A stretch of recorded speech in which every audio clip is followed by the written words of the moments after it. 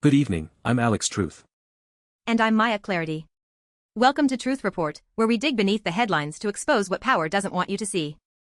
Tonight, we're covering a constellation of stories that might seem disconnected at first glance, but trust me, by the end of this broadcast, you're going to see the threads that tie them all together. We're talking about death tolls that were called lies until they couldn't be denied anymore. We're talking about your tax dollars funding military operations in American cities. We're talking about conflicts of interest at the highest levels of the Justice Department. And we're talking about the FBI executing search warrants on election infrastructure in ways that experts are calling dangerous to democracy itself. So buckle up, because this is going to be one of those shows where you're going to want to take notes. Let's get into it. We start tonight with a story that should be front-page news everywhere but somehow isn't getting the attention it deserves. According to reporting from the Intercept, the Israeli military's own internal assessment has confirmed what the Gaza Health Ministry has been saying all along, that their death toll figures are accurate. Let me just pause on that for a moment, Alex, because this is extraordinary. For over a year, we watched politician after politician, pundit after pundit, go on television and dismiss the Gaza Health Ministry's numbers as Hamas propaganda. They called it inflated. They called it unreliable. They used that dismissal to justify continued military support. And now Israel's own military is confirming the numbers were right. The Intercept's reporting reveals that internal Israeli Defense Forces assessments found the Gaza Health Ministry's methodology to be sound and their casualty figures to be accurate. This isn't coming from critics of Israel. This is coming from Israel's own military apparatus. So let's name names here. We had members of Congress, we had administration officials, we had cable news hosts who spent months telling the American public not to believe the death counts coming out of Gaza. They created an alternative reality where tens of thousands of documented deaths could be waved away as enemy propaganda. The question the Intercept is asking, and the question we should all be asking, is whether any of these deniers are going to acknowledge they were wrong. Will there be any accountability for dismissing verified civilian deaths as fiction? And here's what makes this so insidious, Alex. The denial wasn't just an academic debate about statistics. It had real policy consequences. When you convince the American public that the death toll is fake, you remove one of the primary moral objections to continued weapons transfers and diplomatic support. Exactly right. The denial was functional. It served a purpose.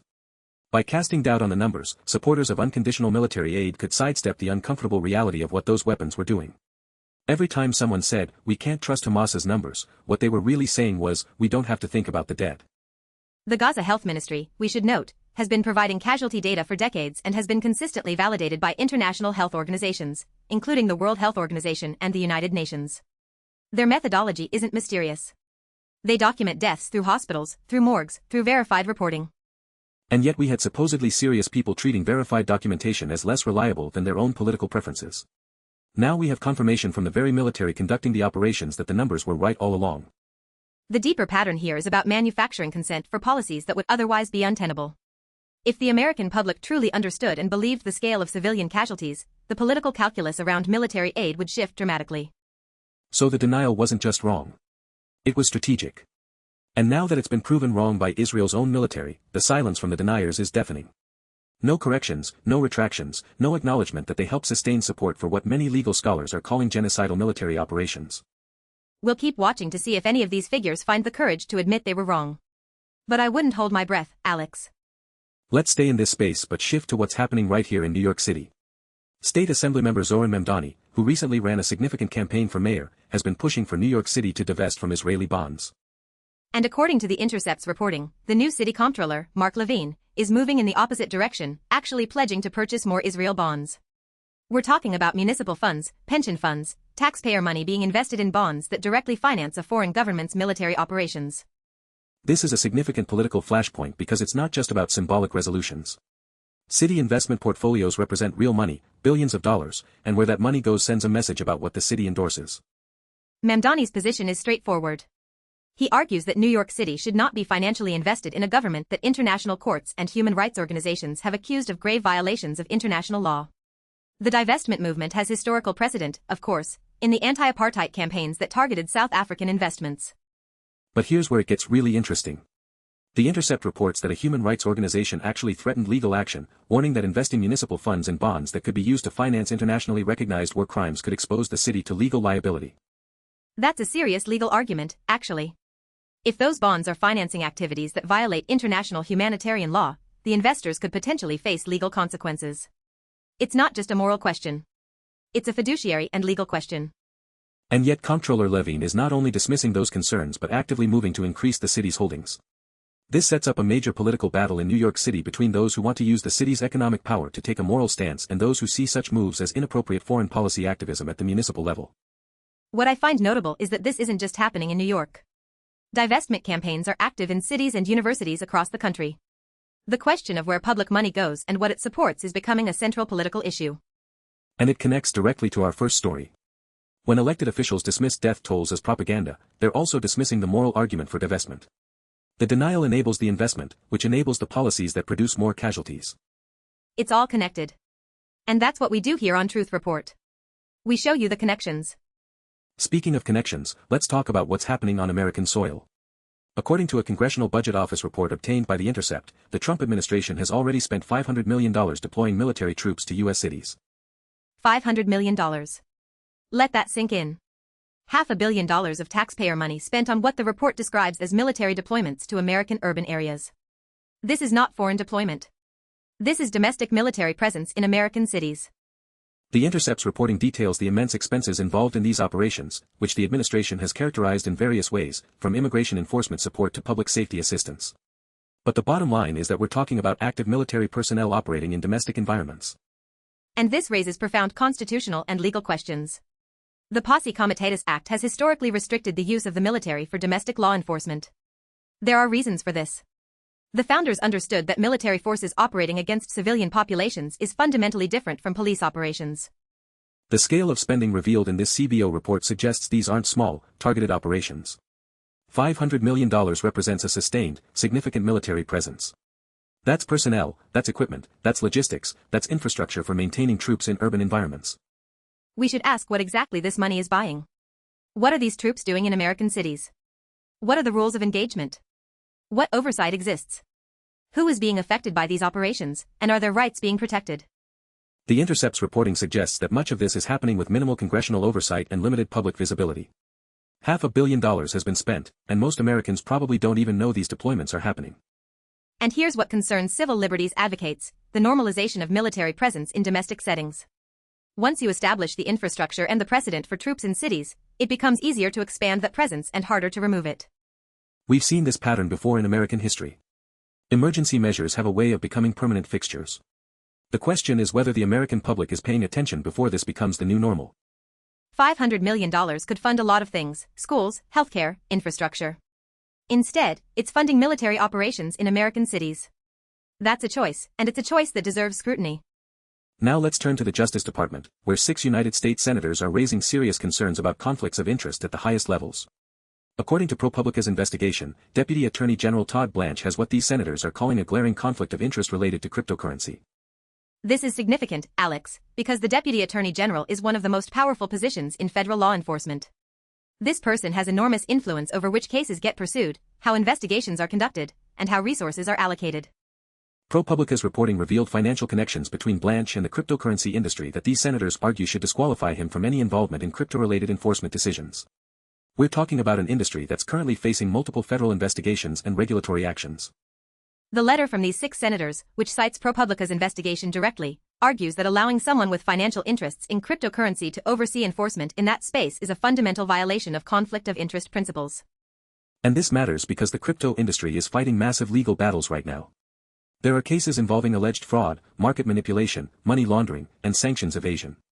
The outcomes of these cases will shape the future of a multi-billion-dollar industry. If the Deputy Attorney General has financial interests aligned with that industry, how can the public trust that enforcement decisions are being made on the merits rather than on personal financial considerations? The senators are demanding answers, but the larger question is about systemic conflicts of interest in government. This administration, like previous ones, is populated by people who move between the private sector and government, often in the very industries they're supposed to regulate or investigate.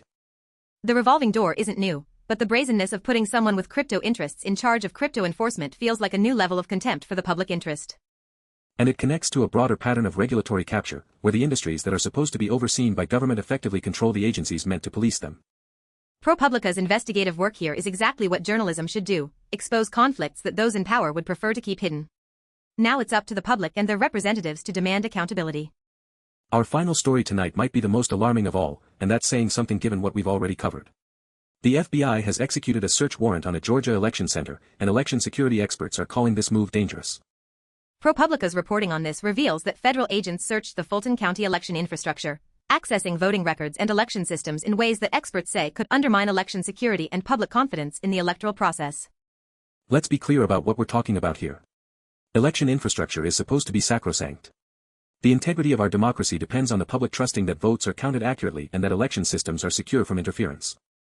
And now we have the FBI, acting under a search warrant, accessing those very systems. The experts quoted by ProPublica aren't concerned because they think the FBI will manipulate the data. They're concerned because any access to election systems creates vulnerabilities and undermines the chain of custody that makes election results verifiable. This is happening in Georgia, a state that was at the center of attempts to overturn the 2020 election results. Fulton County specifically has been the target of conspiracy theories and political attacks for years. And now federal agents are executing search warrants on their election infrastructure. The timing and context matter enormously here.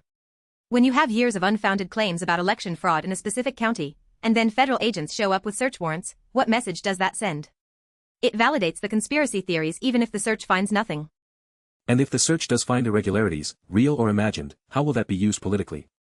Election security experts have been warning for years about the dangers of politicizing election administration. This feels like a significant escalation.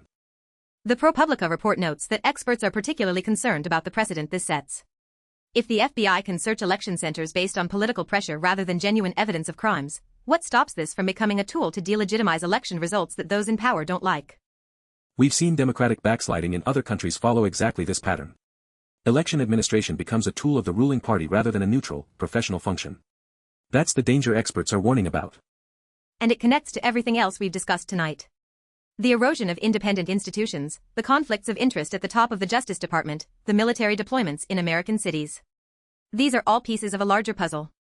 Maya, let's step back and look at the big picture, because you're right that all of these stories are connected. What's the through line here? The through line is accountability, or rather, the absence of it. In every story we've covered tonight, we see powerful institutions and individuals acting in ways that serve their interests while avoiding consequences. Politicians who denied accurate death counts face no penalty for being wrong. Officials with conflicts of interest get to oversee the industries they're financially connected to. Military deployments happen with minimal oversight. Election infrastructure gets searched based on political rather than evidentiary grounds. And in each case, the cost is borne by ordinary people. Civilians in Gaza whose deaths were dismissed as lies. New Yorkers whose pension funds may be invested in violations of international law. City residents living under military presence they didn't ask for. Voters whose confidence in elections is being systematically undermined. The pattern is clear. Those with power are insulated from accountability, while those without power suffer the consequences of their decisions. And journalism, investigative journalism like what we're doing here tonight and what outlets like the Intercept and ProPublica are doing, is one of the few remaining checks on this power. That's why it matters. That's why we do this. We've said before on this show that democracy doesn't die all at once. It erodes, piece by piece, institution by institution, norm by norm. What we're seeing tonight are multiple fronts in that erosion. The question for our viewers is what you're going to do with this information. Are you going to contact your representatives? Are you going to support independent journalism? Are you going to organize with others who share your concerns? Because the alternative is accepting that this is just how things are. And that acceptance is exactly what those in power are counting on. We refuse to accept it. And we hope you do too.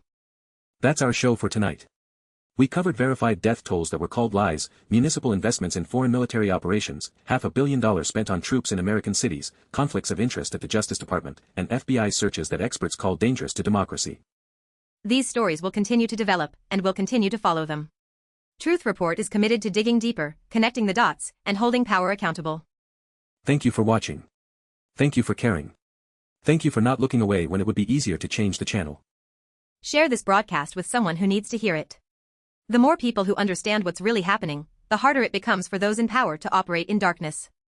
For Truth Report, I'm Alex Truth. And I'm Maya Clarity.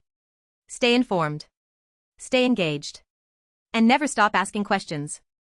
Good night.